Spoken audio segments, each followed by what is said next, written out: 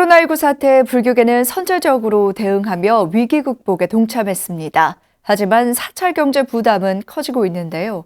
코로나19 사찰 경제 기획보도 첫 번째, 재정적 어려움에 빠진 사찰들의 이야기를 들어보겠습니다. 윤호섭 기자입니다. 불기 2564년 부처님 오신 날을 열흘가량 앞둔 전통사찰 서울 화계사. 매년 이맘때면 완연한 봄 기운을 만끽하는 관광객과 석가모니 부처님 탄생을 찬탄하며 봉축 등을 달기 위해 찾는 불자들로 붐벼야 하지만 올해는 인적을 느끼기가 쉽지 않습니다. 연등을 접수하는 종무소에는 간혹 전화벨만 울릴 뿐 한없이 조용하고 수많은 불자들이 기도를 올리던 대웅전도 적막이 감돕니다. 코로나19 확산에 따라 전국 사찰이 산문을 걸어 잠그고 대중의 출입을 제한하면서 불자들의 발길이 끊어진 겁니다.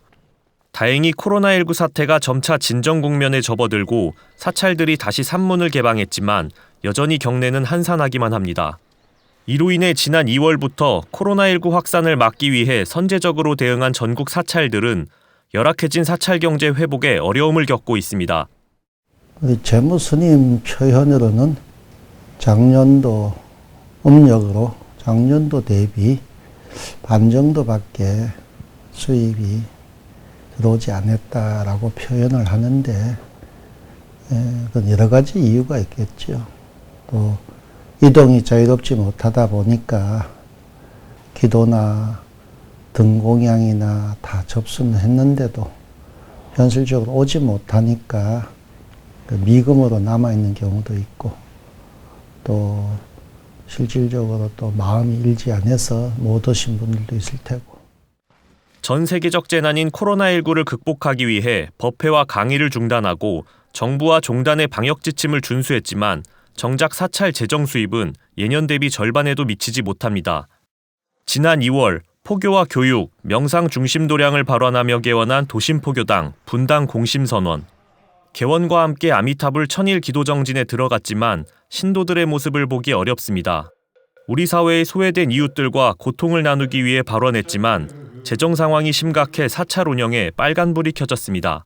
실질적으로 코로나 사태로 인해서 신도들이 발길이 많이 적어졌고 거의 없다고 봐야죠. 그래서 사찰이 그 경영에 사실 어려움이 있는 건 사실입니다.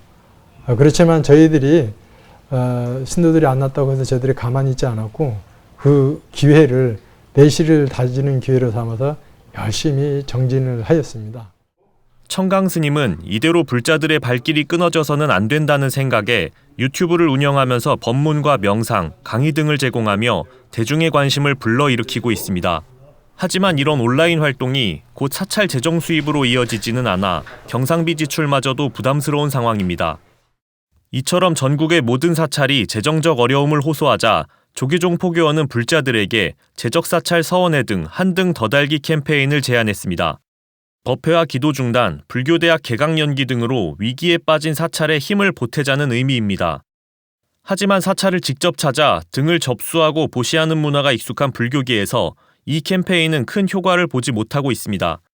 많은 사찰들이 그나마 현재까지는 버틸만하다고 말하지만 코로나19 사태가 5월까지 이어질 경우 그 피해는 헤아리기 어려울 것으로 내다보고 있습니다. 부처님 오신 날을 앞두고 재적 사찰에 대한 불자들의 관심이 더욱 절실한 시기입니다. BTN 뉴스 윤호섭입니다.